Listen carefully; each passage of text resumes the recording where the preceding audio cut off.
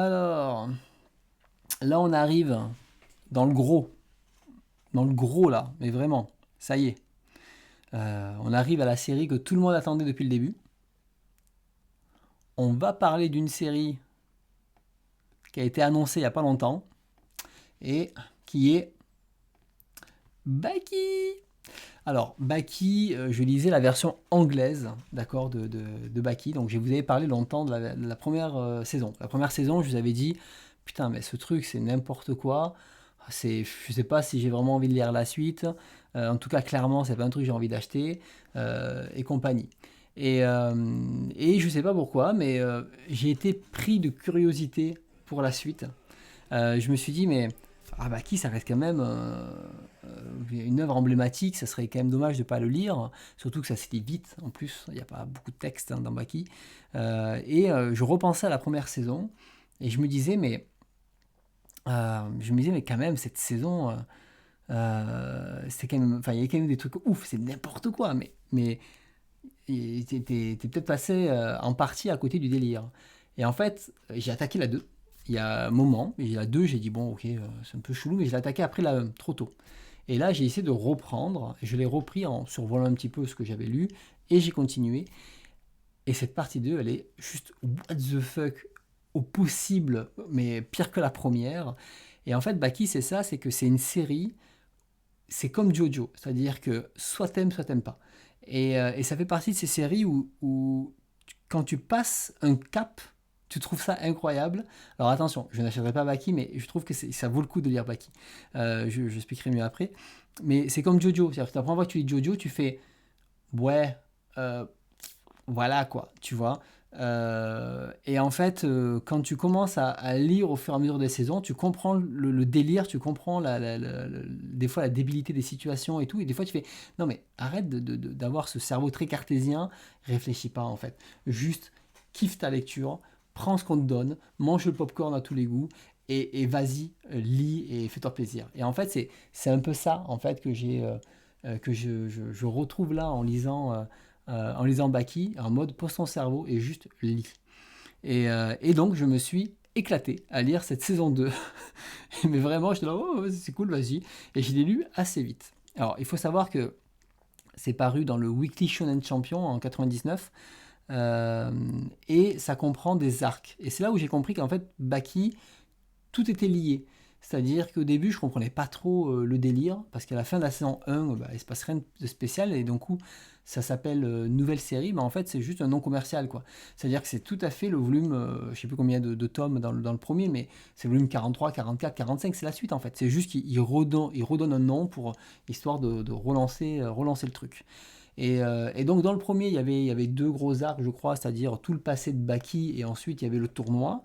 Eh ben là, il y a quatre arcs. Il y a l'arc des prisonniers, donc c'est ça que vous allez avoir, le challenge de tournoi chinois et Ali Junior, une sorte de truc de Ali, Mohamed Ali derrière. Et ça fait 31 volumes. Et donc quand on comprend que là c'est la suite et que la partie 3, donc Son of Ogre, sera la conclusion normalement du combat entre le Baki et son père, bon ben ok, on comprend bien que là il y a vraiment une continuité à l'intérieur, c'est juste que les arcs, l'auteur il a tendance à, bon allez j'ai fini mon arc, j'en attaque un nouveau, et tu fais, attends mais c'est une nouvelle histoire ça, c'est un peu chelou. Et d'ailleurs l'arc des prisonniers qui fait 19 volumes, je pensais qu'il était terminé genre au bout de 8 volumes en fait, c'est juste que au bout de, en gros une dizaine de volumes, il rajoute des nouveaux personnages, et ces personnages en fait sont toujours rattachés à l'arc des prisonniers, mais j'étais paumé en fait, j'étais paumé dans le truc, mais c'est pas grave, parce que Baki, l'histoire elle est pas compliquée, c'est, il y a deux mecs, ils se voient, ils se frappent, voilà. Et c'est parti pour un volume. Ils se frappent comme des. Ils se mettent minables. Ils se frappent avec des techniques improbables, avec des trucs totalement impossibles. Et à la fin, ils finissent mais en 1000 morceaux brisés de l'intérieur. Mais c'est pas grave, l'hôpital va les réparer. Et en fait, à chaque fois, c'est ça. À chaque fois, il y a deux mecs qui se voient, ils se frappent. Sans raison, ils se frappent. C'est ça, c'est les scénarios de Baki. Et en fait, on prend plaisir. Oh ben vas-y, pète-lui la gueule. Parce qu'il y a quand même un truc, c'est que l'auteur, donc Itagaki, il a quand même cette capacité comment dire, il a cette capacité à faire des combats extrêmement violents quand même, et extrêmement dynamiques. Je partage un peu l'écran, extrêmement dynamique de ce côté-là. Je vais peut-être directement mettre un volume. Attends, il n'y a pas un... Hop là, à chaque fois ils sont tous à la fin là. Hop. Voilà, avec toujours des personnages totalement, mais what the fuck et tout. Donc voilà, des coups, bon là c'est un coup de flingue, hein, mais des coups assez, chaque fois assez violents, très dynamiques. Et en fait, ce que j'ai compris après coup, parce que par exemple, un des reproches que j'avais fait à la fin de la saison 1, c'est que il rajoute une galerie de personnages dans le tournoi où j'en ai absolument rien à faire, je les connais pas. Mais en fait, ce qu'il fait, c'est qu'il rajoute des personnages qu'il va bien sûr réutiliser par la suite.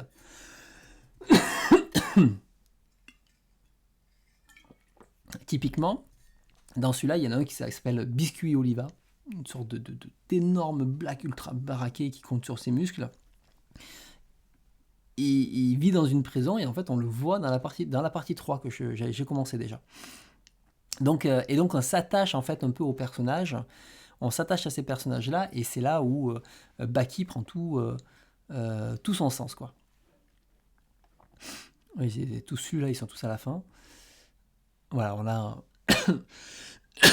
Alors, visuellement, on a des personnages avec des muscles, mais totalement inventés, des techniques inventées, mais on s'en fout en fait. C'est juste le plaisir en fait du truc. Parce qu'il dessine bien en fait ce con. C'est juste qu'il a un style très très particulier, mais il dessine super bien en vérité, hein. Et donc vous verrez, c'est chaque fois c'est de la castagne, voilà. Et voilà, bonjour machin, allez, on se tape sur la gueule maintenant. C'est que ça, Baki, c'est juste ça. Et bien sûr, toujours avec des bras explosés, des machins, et c'est très drôle, quoi. Donc en gros, il faut se laisser porter par le récit. Il ne faut pas réfléchir à ça. Toujours des mecs qui se tapent. C'est un trip, en fait. C'est vraiment un trip de lecture, Baki. C'est violent, c'est sans limite. C'est totalement what the fuck et improbable.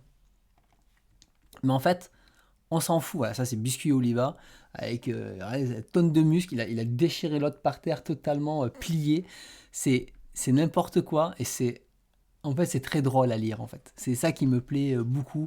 Entre les techniques, c'est un kiff, en fait. Tu poses ton cerveau, c'est un kiff, tu te laisses embarquer. Et voilà, c'est pas, ils se font couper des bras, ils se font couper des mains. L'hosto les recolle, en fait. Tu vois, c'est pour te dire, il y a zéro limite, quoi.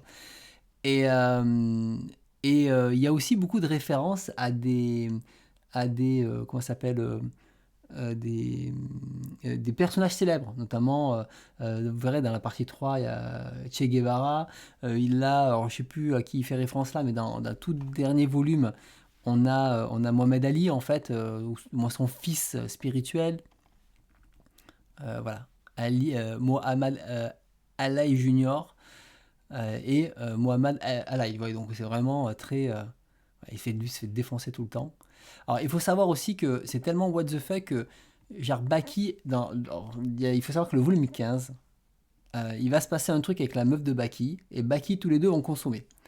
Et, euh, et en fait, il y a un volume spécial de cul où il baise avec sa meuf, et en fait, après ça, ça lui a libéré tout son pouvoir et tout son potentiel. Donc, ce genre de truc de délire, c'est Baki, quoi. Alors là, voilà, là, il se fait prendre des minables, il se fait défoncer la gueule, c'est hyper dynamique. Et il y a un passage dans le truc chinois, dans le tournoi chinois, donc des tournois de vieux de 4000 ans et tout. Genre Baki, il a été, je sais plus, empoisonné, vous voyez, il est tout maigroulé, comme ça, par exemple. Ah ben, ce volume, il est top, hein. Il est tout maigroulé, en fait, et en fait, juste avant, je sais plus, il a redécouvert un truc, il a retrouvé toute sa puissance, ouais, parce que là, il est tout maigroulé. Et en fait, d'un coup, il retrouve tous ses muscles. Mais vraiment tous ses muscles en fait. Alors par contre, il y a beaucoup de double planches dans Baki. Baki, à lire sur une tablette, c'est l'idéal. Je comprends pas qu'il n'y ait pas de version numérique, parce que c'est vraiment l'idéal, Baki. Alors hop. Faut voir si je mets le 24. J'aimerais bien remettre la scène avec Baki. J'ai pas noté les scènes, hélas. Je sais pas si on va le... Ah merde, pardon. Hop. Non, Biscuit Oliva. Bon, bref, en tout cas, vous avez compris. Vous avez compris le truc. Donc voilà, donc finalement, ben, j'ai kiffé ma lecture, j'ai attaqué la partie 3. La partie 3, je vous en parlerai quand j'en ai fini. C'est du caviar, hein. C'est du caviar à lire, hein. Vraiment, là je suis en mode, mais putain, mais c'est juste ouf quoi. Mais ouais, ce personnage, puisque Oliva, il est génial. Il est génial. Donc c'est top. Franchement, il faut pas chercher plus que un bon divertissement. C'est un excellent divertissement. Ne réfléchissez pas à autre chose. Et donc derrière, voilà. Oui, il y a des planches quand même qui sont assez ouf, quoi. Et derrière, voilà, c'est de la baston what the fuck. Et je pense que j'ai cherché peut-être trop en réalisme ou un truc. Et des fois, ben, c'est bien en fait de ne pas réfléchir. Tout simplement, Baki, c'est un manga où il faut pas réfléchir. Vous lisez et vous vous régalez. Donc voilà, donc je vais pas aller plus de ce côté-là. Mais sachez que voilà, en tout cas, il y a les 20 premiers volumes, c'est l'arc des prisonniers. Le challenge chinois, c'est 7 volumes. Et les 3 derniers, c'est Mohamed Ali, qui ne conclut pas toujours donc, le combat avec le père et le fils. Mais en tout cas, Baki, il gagne vraiment en puissance dans cette partie-là. Et c'est assez kiffant à voir. Je me dis, mais il a vachement monté en puissance direct, quoi. Et en fait, oui, il a monté en puissance parce que hop, il a monté en puissance. Il fait beaucoup de planches comme ça aussi. Euh, voilà, il a étalé en 3 coups. Il fait beaucoup de puissance et je me dis, mais il va pas pouvoir faire 5 saisons comme ça. Et en fait, ouais, je comprends. Apparemment, l'histoire se termine à la 3. Voilà, je n'en parle pas plus, ça ne sert à rien. Mais en tout cas, quand ça sortira, je ne sais pas si Meian sortira le volume qui s'appelle 15.5. Je ne sais pas s'ils sortiront, mais s'il ne le sort pas, allez le lire. Mais lisez-le après le 15, parce que sinon, ça n'a pas d'intérêt. Donc voilà. Salut Nico, bienvenue. Alors, une autre lecture qui est où? Ah bah, je sais plus où elle est. Je crois qu'il est à côté. Et ben, ah mince, je crois qu'elle est à côté en fait. Oh, ah non, il est là.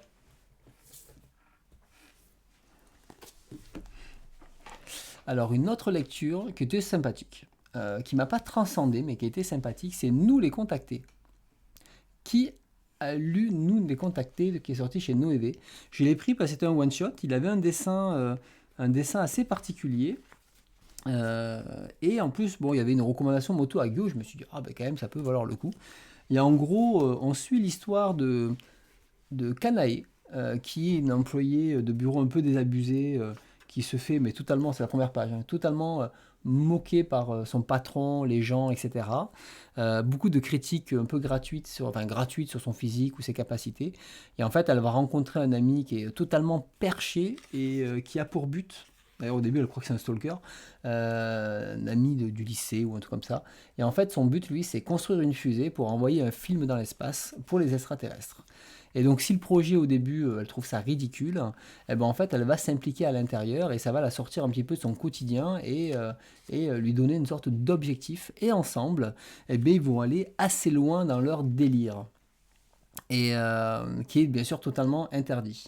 Et en parallèle, il va développer aussi d'autres personnages bon, avec des jalousies entre frères, etc. Où c'est pas ce qui m'a, moi en tout cas, le plus marqué. Mais ça rajoute un petit peu plus d'épaisseur au récit de ce côté-là. Et en fait, chacun des personnages en fait supporte un petit peu la déception de leur vie en fait. C'est ça qu'on va surtout retenir et doivent trouver un peu aussi un rêve à accomplir de ce côté-là. Et si t'as pas de rêve, si t'as pas comment dire, tu te projettes pas ou t'as pas de truc qui te fait kiffer, bon bah tu as une vie un petit peu morose, hein. Je pense que c'est un petit peu aussi le message en fait du manga de manière générale. Donc c'est une lecture qui était plutôt cool. Je pense que c'est une lecture qui aussi s'apprécie encore plus à sa relecture, qui s'apprécie encore plus quand on a justement quand on connaît les tenants et aboutissants et jusqu'où ça va et qu'est-ce que le manga nous propose de ce côté-là. Là, à ma première lecture, j'ai trouvé ça plaisant dans l'évolution des personnages, comment ils s'impliquent dans les projets, tout ça, sans être transcendé par le récit. C'est une bonne lecture que j'ai appréciée, mais c'est typiquement la lecture où je me dis, bon, ça, il faut que je le relise, et que je le relise maintenant que je connais ce qui s'est passé. Donc, je ne peux pas vous dire, il faut absolument que vous le lisiez, c'est génial et compagnie, mais en tout cas, il se démarque par rapport à la production un peu plus mainstream, un peu plus classique qu'il peut y avoir sur le marché.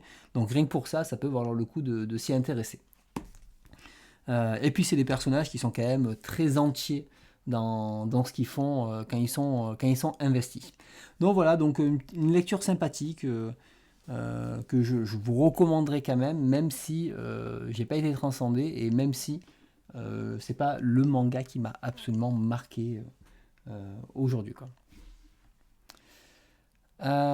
Alors, une autre série que j'ai lue, mais c'est plutôt le volume 1 que j'ai lu. N'hésitez pas à me dire hein, si vous avez lu ou pas les séries, si vous avez aimé. Euh, cette série est arrivée sur Manga.io. C'est River End Café.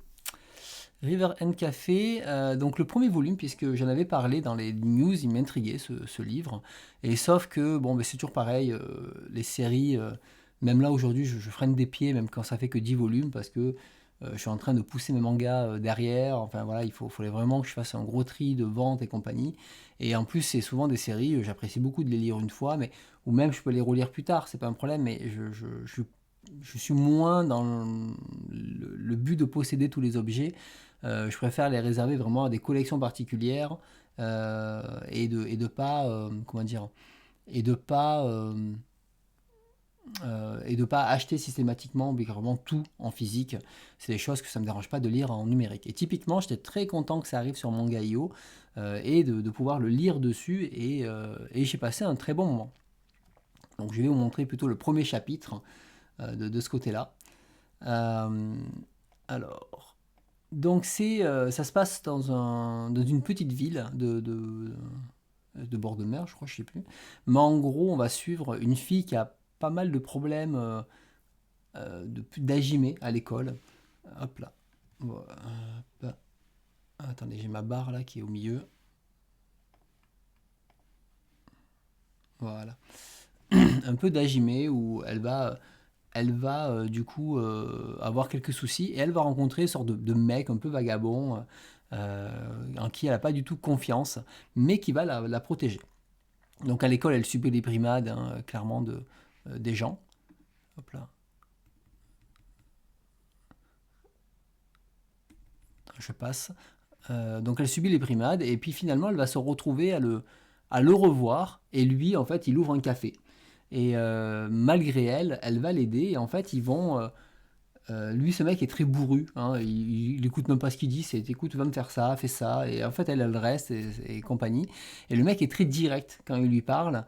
Et en fait, on a une complicité qui va commencer tout doucement à se créer entre les personnages, pas du tout amoureuse, hein, une complicité qui est plus voilà, de se comprendre. En tout cas, ça lui fait plaisir d'aller dans ce café. Il y a une ambiance un peu calme et contemplative parce que on est au bord de mer, il y a des choses, il y a des trucs comme ça. Ça met beaucoup l'accent sur ce café. Et ils vont se retrouver à faire des sortes de petites missions, à retrouver genre des statuettes, mais ils vont voir des personnages totalement barrés, des voyantes ou des choses comme ça. Voilà, là, on voit les primades, par exemple, qu'elle subit. Euh, Ça a un côté un peu Japon traditionnel, je dirais, enfin je sais pas comment dire, plutôt campagnard, pardon, voilà, plutôt un Japon plutôt rural. Et donc du coup c'est très plaisant à lire, c'est très agréable, j'ai passé un très bon moment de lecture et j'ai beaucoup envie de savoir vers où l'histoire va nous mener. Je sais il y a 9-10 tomes, un truc comme ça, vers où l'histoire va nous mener. Alors, le seul reproche que je ferais, c'est peut-être ça se lit un peu vite. C'est vrai que moi j'aime bien le manga un petit peu plus dense en texte. Donc c'est vrai que là, ça peut se lire assez vite en termes de trucs. Alors c'est pas un défaut en soi. Pour moi, j'aime bien les mangas là, donc je le juge pas sur ça. Mais c'est vrai qu'on finit le tome 1 et il s'est pas passé tant d'événements que ça. On a envie de continuer la suite. Donc c'est pour ça que c'est un manga. J'ai pas spécialement envie non plus de l'avoir en papier. Je préfère l'avoir en tablette de ce côté-là. Clairement. Donc il y a de très belles planches. En tout cas, il s'est très bien dessiné. Les dessins, ils sont super beaux. Là-dessus, On peut pas lui dire le contraire. Et donc, pour ceux qui ne savent pas, c'est l'auteur de Coq de combat. Donc voilà, avec cette voyante là, totalement perchée, qui s'est pris en redressement fiscal, qui elle-même dit que ses prédictions sont pas très, sont pas très bien. Donc voilà, ça fait rire quoi.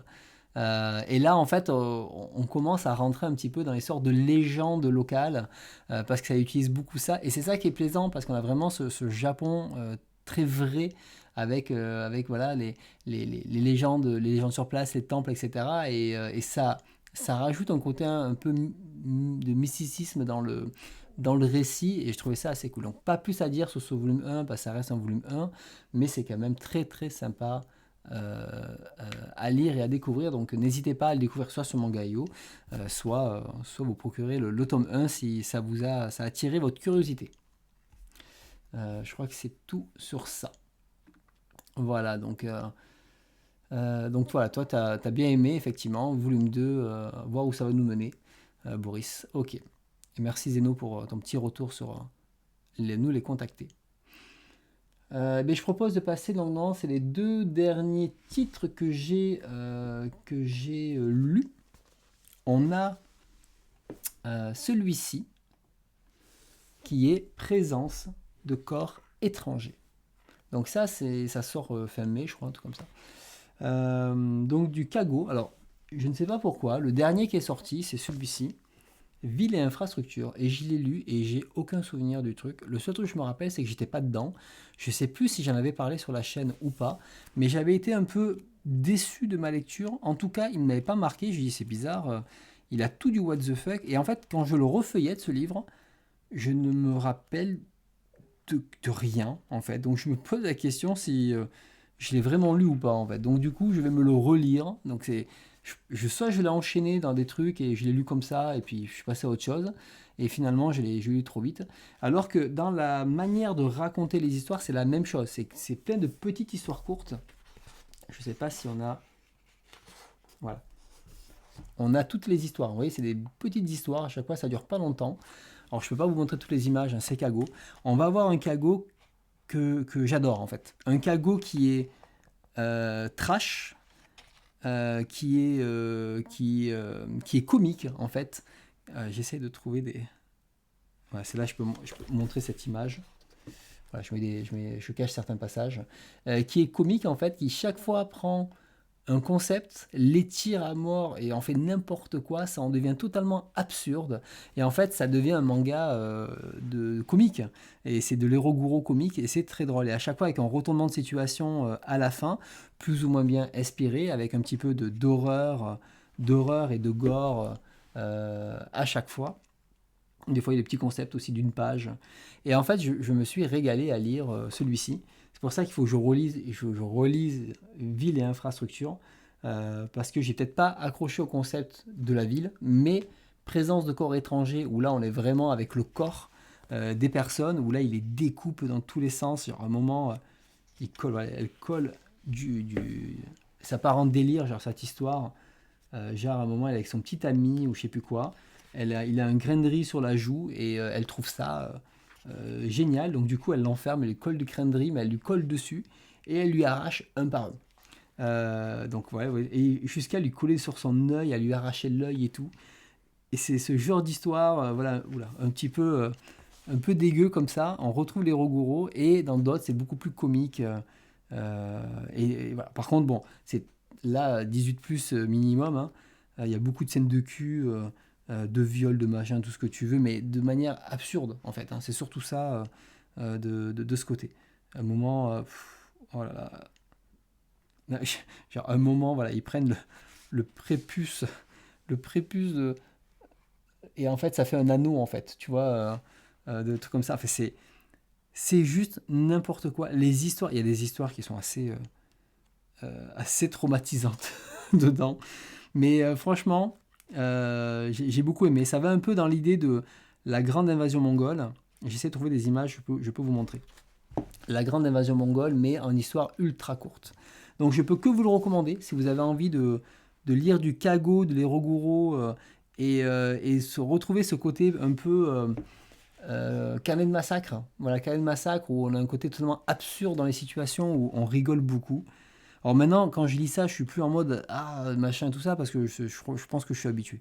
Mais, euh, mais voilà, c'est très, très drôle. Il y a un moment, oh là là, il y a un truc avec les gamins, un moment où ils sont tous enfermés dans une sorte de boîte et en fait, il doit y avoir un grand gagnant, je sais pas quoi.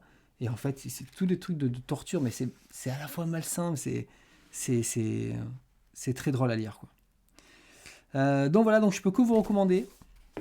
Fan d'Erogoro, fan d'humour décalé, fan de Kago. Moi, celui-ci, je le valide avec plaisir. Donc voilà, et je relirai Ville et Infrastructure, je me referai une idée dessus. Donc celui-ci. La dernière lecture de ce soir, c'est du coup La Fillette de l'Enfer, qui sort aussi dans un mois et qui va sortir dans une version facsimilée. Donc voilà. Et La Fillette de l'Enfer, donc c'est un livre qui va se rapprocher en termes narratifs du Cadavre vivant, c'est-à-dire que c'est une histoire complète. C'est pas comme Onimbo par exemple, où c'était des petites histoires courtes qui créaient une sorte de fil rouge. Et c'est une histoire que j'ai beaucoup plus aimée que le Cadavre vivant. Je vous avais dit, le Cadavre vivant, je suis passé à côté, j'ai pas compris. Toute la partie dans l'hôpital, j'ai trouvé ça un petit peu long et tout. Et là, La Fillette de l'Enfer, du coup, c'est un récit où, en fait, on a une jeune fillette, en fait, à la base, des jumelles qui naissent. Et les parents, ils voient le monstre, voilà, ils voient le monstre que c'est et abandonnent la fille dans une décharge. Et donc elle est là, et bien sûr, elle va mourir dans cette décharge, sauf qu'une sorte de pouvoir magique va la ressusciter. Donc c'est assez glauque hein, comme thématique, la fillette de l'enfer. On la voit se décomposer, par exemple ici, et en fait, elle va ressusciter, évoluer dans cette décharge. Et je vous dis pas plus de l'histoire, vous allez continuer, enfin, vous allez découvrir vous-même. Donc on a des scènes voilà, assez glauques. Donc ceux qui aiment Ino, vous allez vous régaler. Je pense que à faire découvrir un Ino, ça fait partie des meilleurs Ino à lire avec Panorama de l'Enfer. Donc c'est pareil, je le recommanderais aussi. En termes de planches, il y a des très belles planches maintenant. Je ne sais pas si c'est lui qui aurait le plus belle planche. Pour ça, j'ai hâte de voir le facsimilé pour mieux apprécier encore les dessins. En tout cas, il y a des trucs qui sont quand même très cool. Et c'est toujours pareil avec Ino, c'est-à-dire que là, je vous ai raconté l'histoire, j'ai beaucoup aimé, mais je me retrouve avec comment ça s'appelle, entre deux. C'est-à-dire que je ne sais pas si il a voulu raconter une histoire d'horreur humaine, juste comme ça, avec vraiment comment ça s'appelle, des, une morale, un truc à raconter, ou juste une histoire, quoi. C'est juste une histoire avec voilà, du fantastique et compagnie. Et c'est toujours pareil, je sais pas trop sur quel pied danser dessus, et je pense qu'il faut plutôt le prendre comme, pas chercher une morale particulière, mais juste un récit fantastique, en fait, d'horreur, tout simplement. Vous voyez, il y a ça. Ah oui, tu vois, je choisis mes lectures, plus on avance dans la soirée, plus je choisis mes lectures euh, gore. Bon, j'ai commencé par l'Erika tout à l'heure, hein. Donc ça ouvrait le bal. Bon, je ne monte pas plus pour que vous puissiez découvrir. Mais voilà, si vous savez à quoi vous attendre, et je trouve que c'est très sympa à lire, et je l'ai clairement préféré au Cadavre vivant. Et je pense que le Cadavre vivant, c'est une lecture où je dois me poser, je dois lire plus, comment dire, le relire et l'apprécier pour une histoire fantastique tout simplement. Voilà. Après, je lis d'autres mangas. J'en parle pas aujourd'hui, mais je lis par exemple Top Secret. J'en suis au numéro 5. Ça, j'en parlerai. Je pense qu'il faudra une critique plus complète sur ça.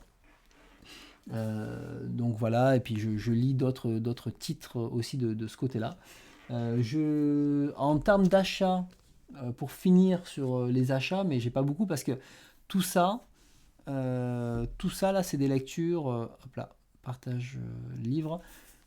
Tout ça, c'est des achats lecture, hein, puisque ça, c'est une précommande, je l'ai reçu un peu en avance, mais nous les contacter, Pomme Mécanique, tout ça, c'est tout, je ne vous ai pas présenté un achat, donc là, je vous les montre.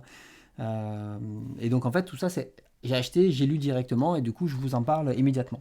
Et effectivement, en route, j'adore J'adore les designs de ça. Franchement, elles sont très très belles chartes graphiques. J'ai acheté Irayazumi numéro 5 que je n'ai pas lu. Vous voyez, il est encore sous blister. Je pensais le lire et finalement je n'ai pas eu le temps. Donc j'ai acheté ça. C'est le seul achat. J'essaye en fait maintenant d'acheter et de lire. J'essaye de pas collectionner parce que sinon, ben, vous connaissez le problème. Ça se cumule, ça se cumule, ça se cumule. Et après, c'est mort. Surtout sur les one-shots. Les one-shots, il faut que je les lise de suite. Les séries un peu plus longues, à la limite, je peux me permettre d'attendre. Mais les one-shots, donc j'essaye maintenant. Je préfère acheter moins et le lire de suite que là, j'ai 200 volumes qui attendent en lecture et ça, au bout d'un moment, ça me saoule. J'ai envie de plus en avoir, quoi. Par contre, j'ai acheté autre chose. J'ai acheté 2 bouquins. Hop. Alors même 3, mais j'ai renvoyé parce qu'il était abîmé, il faut que je le rachète. Mais j'ai acheté...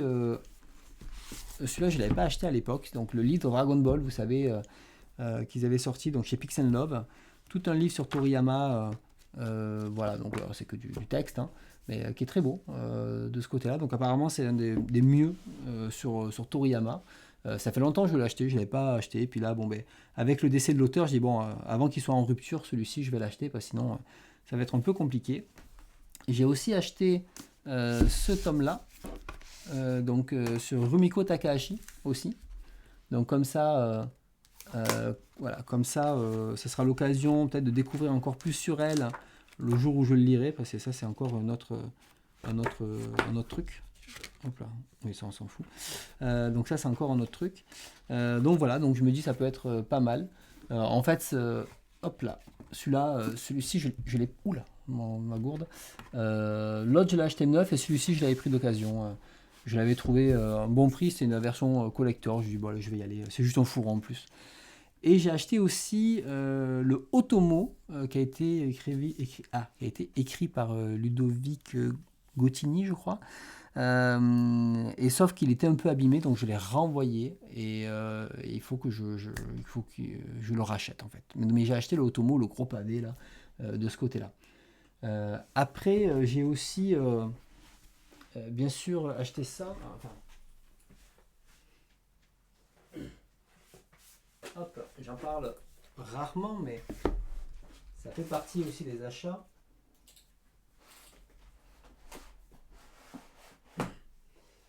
On a bien sûr le Atom qui est sorti. Alors je suis abonné, donc du coup je les reçois tous les mois, mais je suis en train de le lire tout doucement. J'ai pris un peu de retard, il faut que j'avance sur la lecture. J'avais surtout lu, pour la collectionneuse, maintenant je peux lire le reste. Je suis aussi abonné à Otomo, mais là bon, j'ai beaucoup de retard dans ma lecture sur Otomo. J'en suis qu'au volume 8, ils en sont déjà au 17.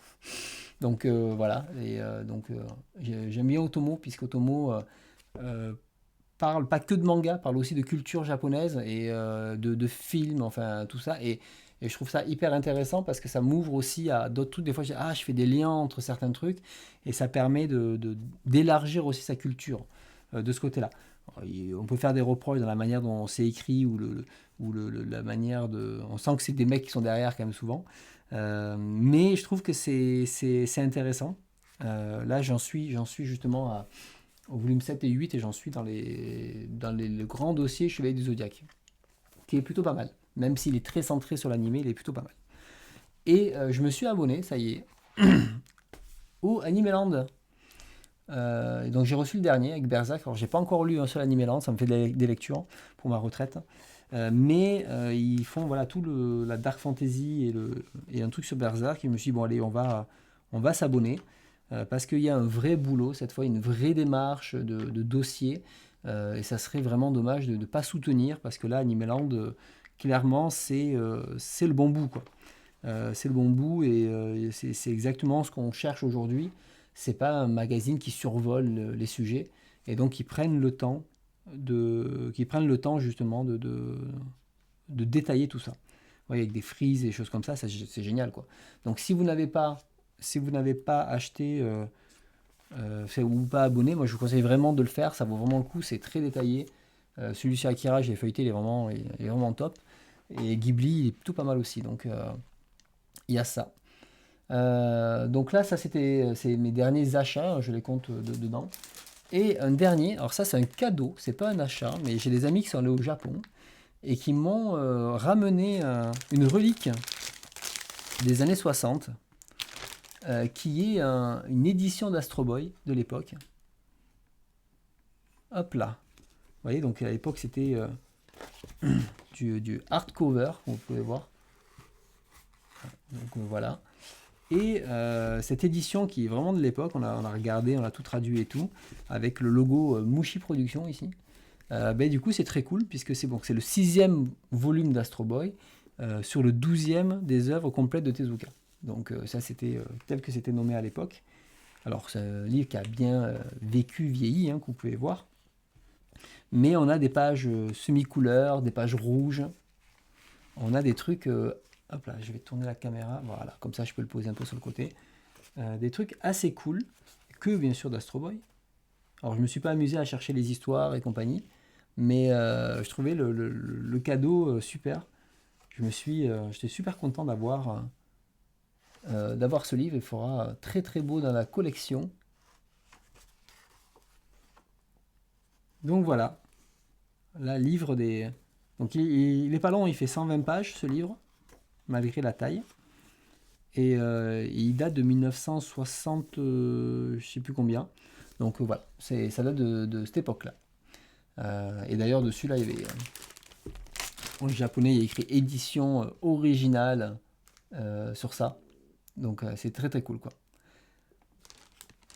Donc voilà, donc ça fait plaisir. Et c'est vrai que quand j'étais au Japon, je ne m'étais pas fait plaisir en prenant un vieux bouquin comme ça. Et je me suis dit, ça c'est plutôt pas mal. Donc là, on arrive à la fin des